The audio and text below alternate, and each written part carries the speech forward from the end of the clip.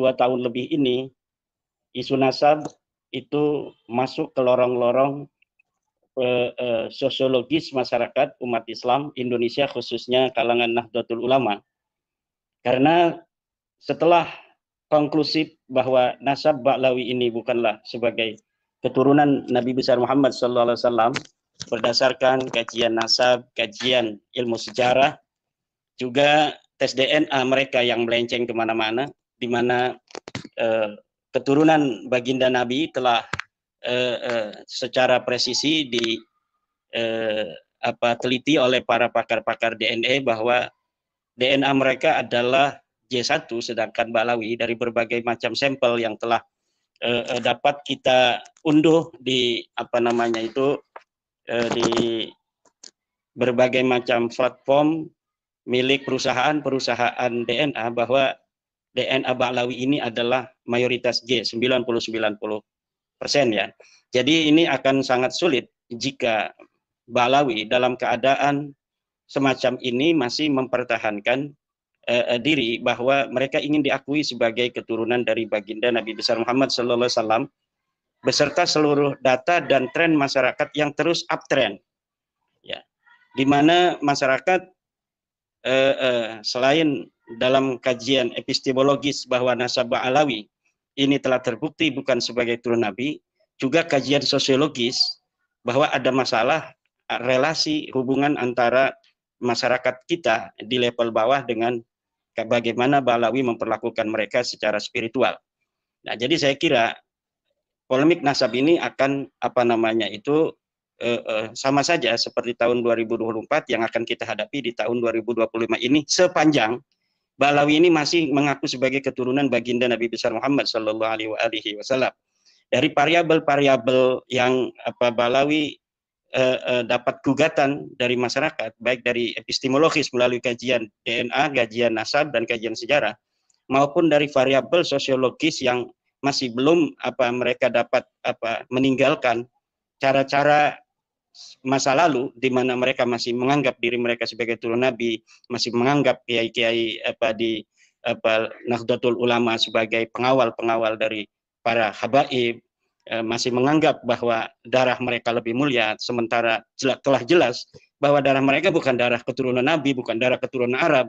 Darah mereka adalah darah keturunan orang-orang Kaukasus yang kemudian pindah ke India, kemudian mereka mengalami proses genealogi dengan orang-orang India, kemudian pindah ke Yaman, kemudian pindah ke Indonesia. Makanya di dalam genealogi mereka secara DNA itu ada gen-gen India yang sangat kental, yaitu karena memang ada perpindahan mutasi dari Kaukasus kemudian ke India, kemudian ke Mirbat, dari pelabuhan Mirbat itu pindah ke Hadramaut, kemudian masuk ke Tarim, dari situ mereka beranak pinak, kemudian mereka pindah ke Indonesia ini. Sementara begitu, dan ini 2025 juga akan diwarnai oleh kitab atau buku saya yang merupakan buku jawaban atas buku daripada Rabita Alawiyah, di mana di Rabita Alawiyah itu menyusun sebuah tim dengan nama tim Persatuan Umat, kemudian membuat sebuah buku yang mengatakan tentang bagaimana keabsahan nasab Ba'lawi. Kemudian saya menulis sebuah buku Ulama Nusantara Menggugat Nasab Palsu.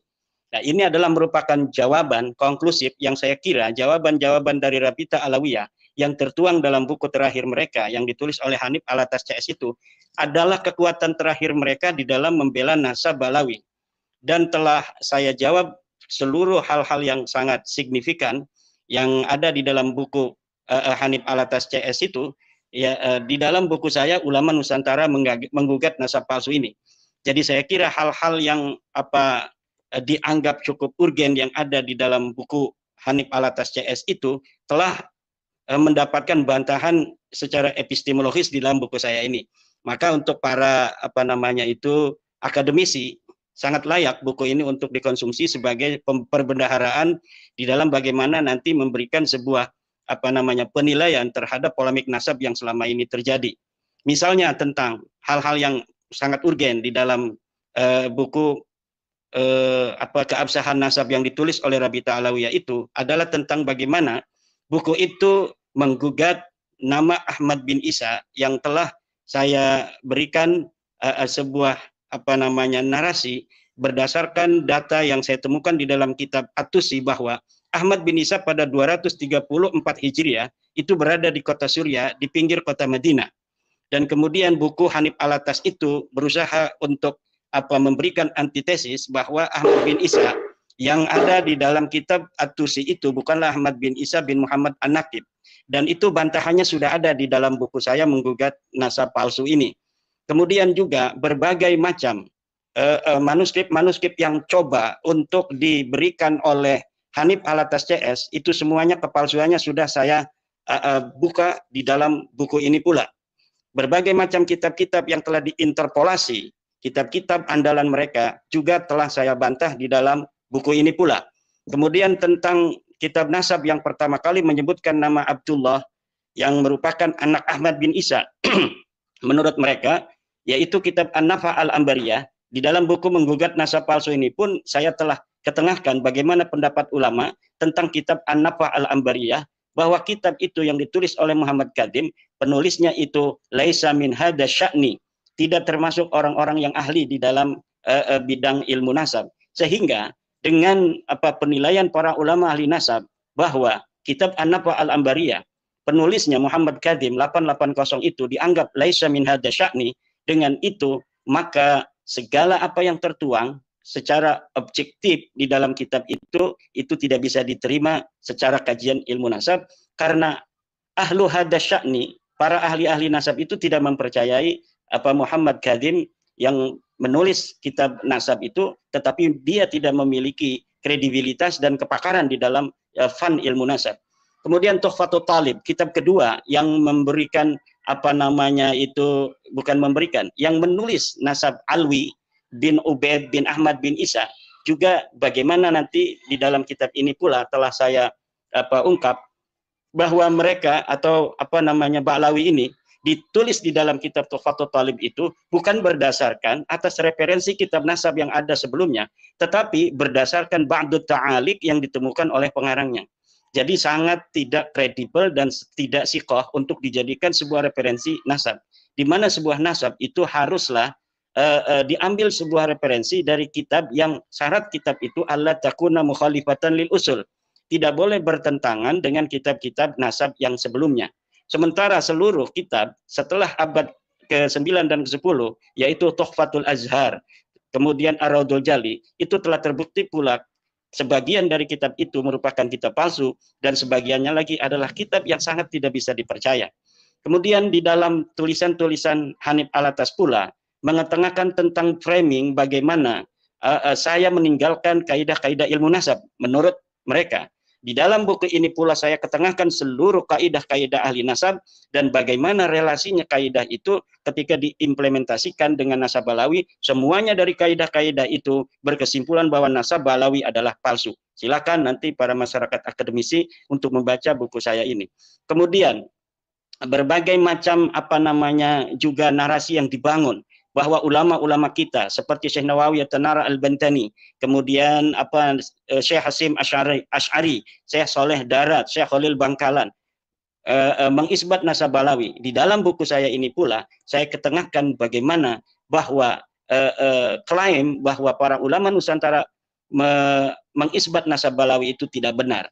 Jadi nanti 2025 ini Mas Yusuf ini akan masih dipenuhi oleh bagaimana bantahan-bantahan yang akan diberikan oleh Hanif Alatas CS terhadap buku saya ini.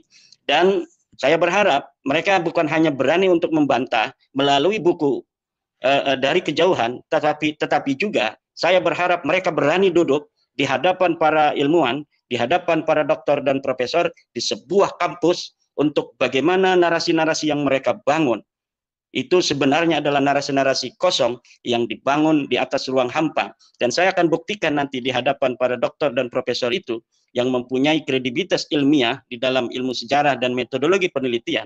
Mereka sebagai juri nanti akan memberikan penilaian terhadap bagaimana tesis dan antitesis dari apakah Balawi ini adalah keturunan Nabi atau bukan.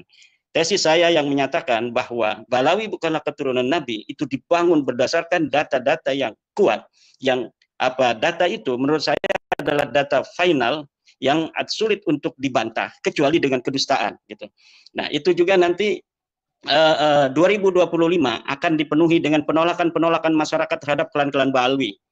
Bukan hanya dari selama ini yang kita kenal dari golongan Ba'alwi yang memiliki track record, misalnya sebagai orang-orang fundamentalis seperti Rizik Syihab, Bahar Smith, dan lain sebagainya, tetapi juga terhadap tokoh-tokoh seperti Lutfi bin Yahya, Syekh Assegaf, dan lain sebagainya. Tokoh-tokoh yang selama ini relatif dekat dengan kalangan NU, berbarengan dengan kesadaran masyarakat yang begitu tinggi terhadap nilai-nilai kebudayaan, nilai-nilai jati diri bangsa mereka sebagai bangsa Nusantara, ini juga akan dipenuhi hal-hal yang berkaitan dengan tokoh-tokoh Balawi dari golongan yang selama ini dekat dengan NU pula. Seperti kemarin bagaimana penolakan Syekh bin Abdul Qadir Asgaf di Tulung Agung, kemudian di Demak, kemudian di Banyumas, kemudian terakhir itu di Banyuwangi. Nah, penolakan-penolakan ini walaupun tidak sampai kepada di stopnya acara itu di beberapa tempat, itu mengindikasikan bahwa masyarakat sekarang sudah memiliki penilaian yang minor terhadap orang-orang yang selama ini pun dianggap dekat dengan NU dari kalangan Balawi. Saya kira ini tidak akan jauh-jauh dari hal-hal seperti itu nanti dari 2025. Terima kasih. Ini menarik. Polemik nasab tidak lagi menjadi sebuah perdebatan yang ramai di medsos, tetapi menjadi sebuah kajian karya ilmiah.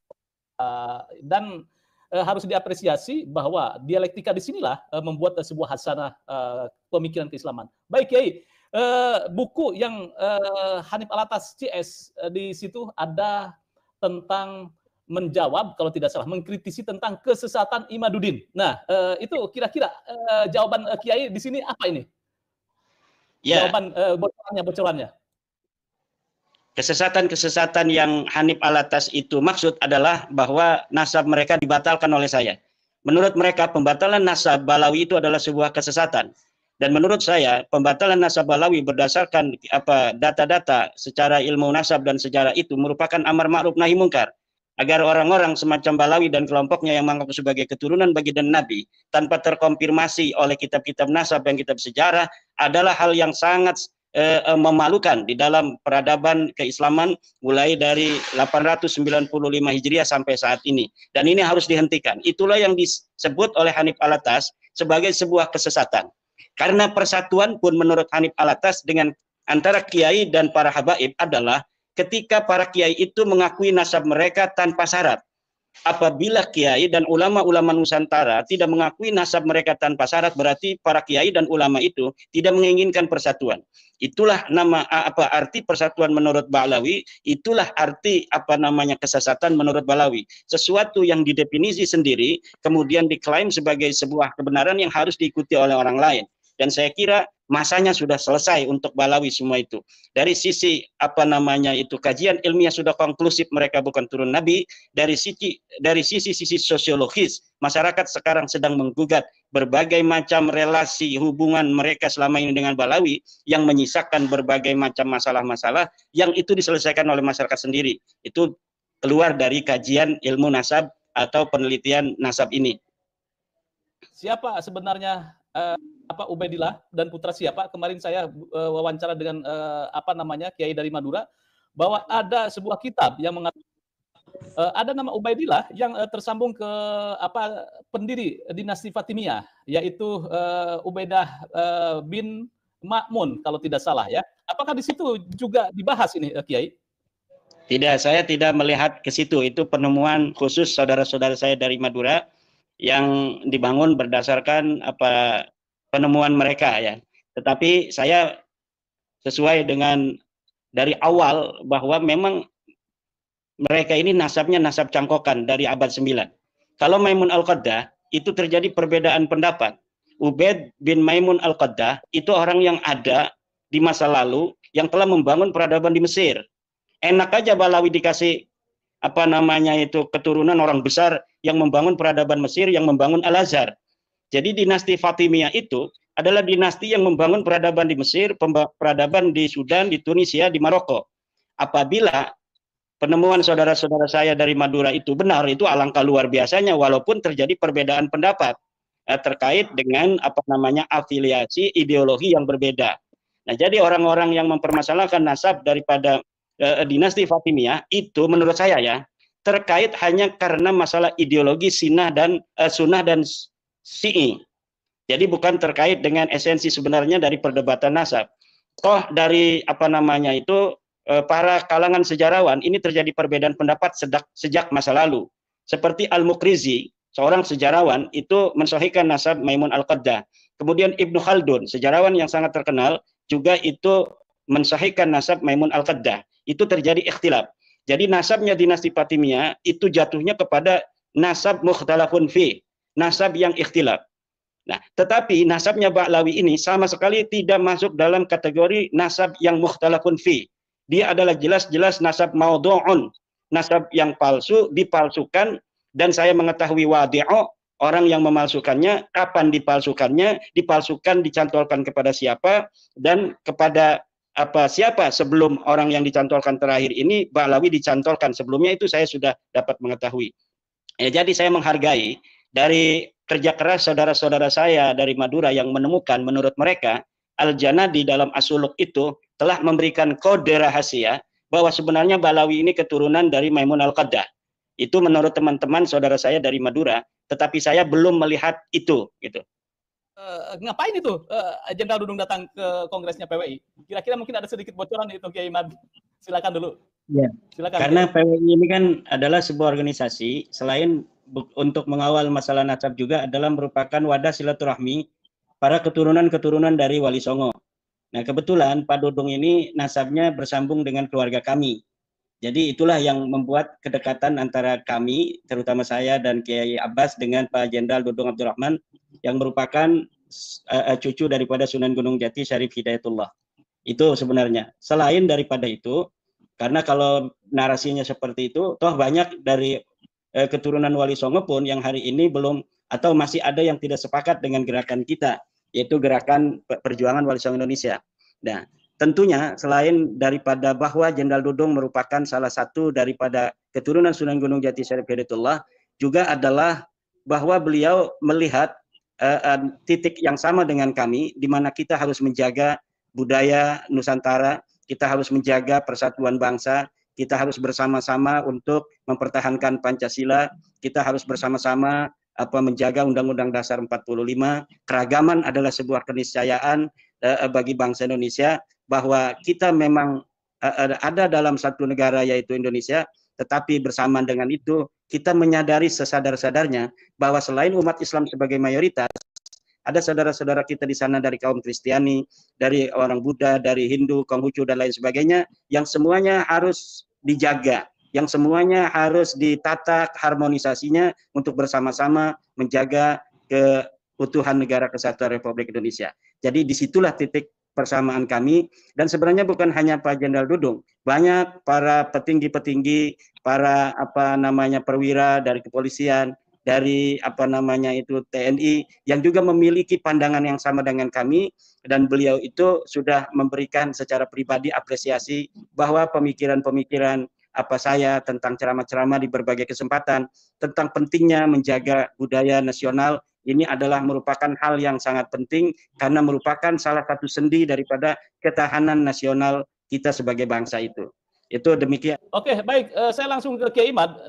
Apakah di dalam buku itu juga Kiai menjawab tentang sebuah subjudul yang ditulis bukunya Hanif, yaitu menentang, mengabaikan, dan merendahkan pengakuan para ulama mu'tabar tentang nasab Alawi. Di situ kan dibahas di buku itu, serta hal-hal yang lain tentang menuduh penerapan nasab dan suhroh dan istifadoh hanya berlaku untuk nasab dekat. Nah, ini kan banyak ya di bukunya Hanif Alatas itu yang 500 halaman itu mengupas tentang itu. Apakah itu juga menjadi sebuah concern Kiai Imad di buku?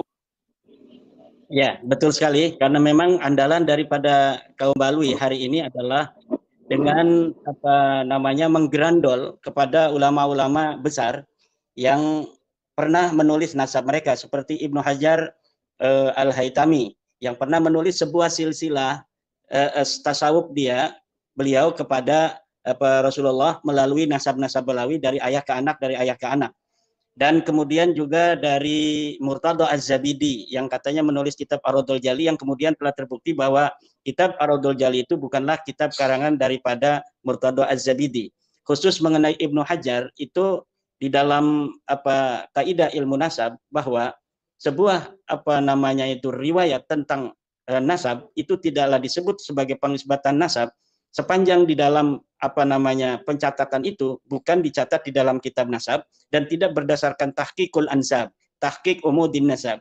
Jadi tidak disebutkan bagaimana Ibnu Hajar, apakah beliau ini menuliskan itu berdasarkan hasil penelitian atau hanya taken for granted dari gurunya, bahwa silsilah gurunya seperti ini, kemudian diberikan kepada Ibnu Hajar dengan pengakuan gurunya bahwa silsilah saya mendapatkan tasawuf ini seperti ini.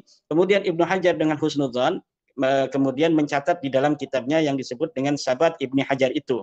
Nah, itu kita karena Ibnu Hajar sudah tidak ada, tentunya kita sulit untuk meminta pertanggungjawaban kepada Ibnu Hajar. Makanya saya mengajak kepada orang-orang yang selalu membawa nama-nama besar orang-orang yang sudah meninggal, sebutkan saja hari ini siapa yang ingin menjadi wakil dari ulama-ulama besar yang sudah meninggal itu untuk mempertahankan itu. Kalau menganggap Ibnu Hajar telah mengisbat Ba'lawi, misal, atau Syekh Nawawi Tanara telah mengisbat Ba'lawi, atau Syekh Hasyim Asy'ari telah mengisbat Ba'lawi, silakan siapa yang ingin menjadi pembela mereka semua untuk kemudian berdialog, berdiskusi dengan saya untuk mempertahankan narasi itu, untuk mempertahankan kesimpulan itu.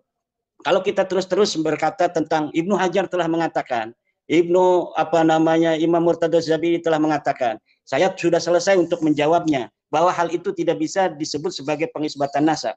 Tetapi bagi masyarakat awam itu masih sangat bisa dijadikan sebagai narasi yang bisa mengajak masyarakat awam untuk tetap mempercayai nasab mereka. Maka siapa di antara Ba'lawi saat ini dari seluruh dunia Ba'lawi yang dianggap paling alim untuk menjadi wakil dari semua ulama-ulama yang katanya mengisbat itu, untuk kita duduk bersama kemudian membicarakan tentang nasab mereka yang palsu itu. Siapa di antara mereka Ba'lawi di seluruh dunia itu yang kira-kira sanggup untuk menjawab bahwa nasab mereka tidak terputus?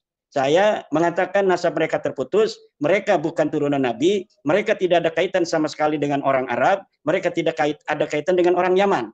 Karena mereka sebenarnya bukan orang Yaman.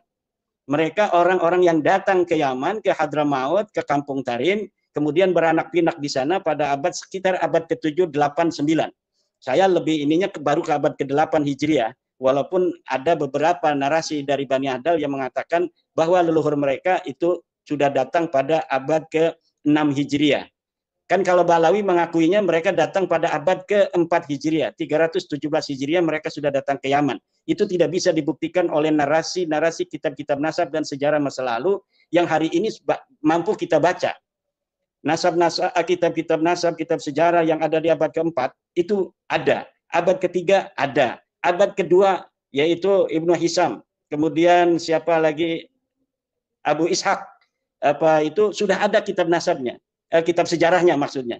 Kemudian Tarikh Baghdad, kemudian Al-Kamil Fit Tarikh, semuanya ada. Apakah ada di antara kitab-kitab masa lalu di bawah abad ke-5 itu yang menyebutkan mereka itu pernah ada di Yaman? Tidak ada. Pada abad ke-7 sendiri, tidak ada satu kitab pun di Yaman yang hari ini kita bisa akses yang menyatakan Ba'lawi sudah ada di Yaman, tidak ada. Abad ke-8 tidak ada. Baru di abad ke-9 Ali As-Sakran itu kemudian mencatatkan nama mereka, kemudian seakan-akan mereka sudah ada beberapa abad di masa lalu, yaitu abad ke-4. Padahal semua itu tidak terbukti sama sekali.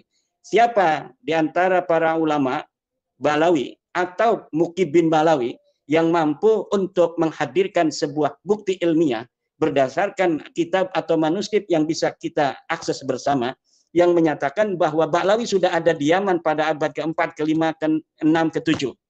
Tidak ada. Sama sekali tidak ada. Kalaulah mereka sudah ada di abad ke-6 misalnya, maka kitab As-Suluk akan menyebut nama-nama itu. Sedangkan nama-nama yang diatribusikan oleh Rumel Abbas sebagai nama Ba'lawi, itu nama-nama orang yang mirip dengan Ba'lawi, yang kemudian disebutkan sebagai Ba'lawi hari ini. Padahal itu adalah ulama-ulama Ba'lawi dari keluarga Bajadid yang tidak ada kaitan sama sekali dengan keluarga Ba'lawi. Jadi nama Ba'lawi ini dapat ngerampok juga gitu, Dr.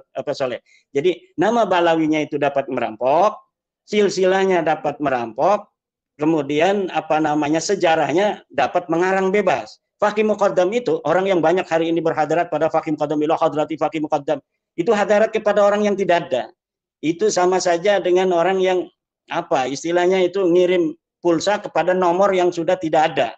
Itu akan sia-sia. Atau ngirim transfer kepada nomor rekening yang sudah mati gitu.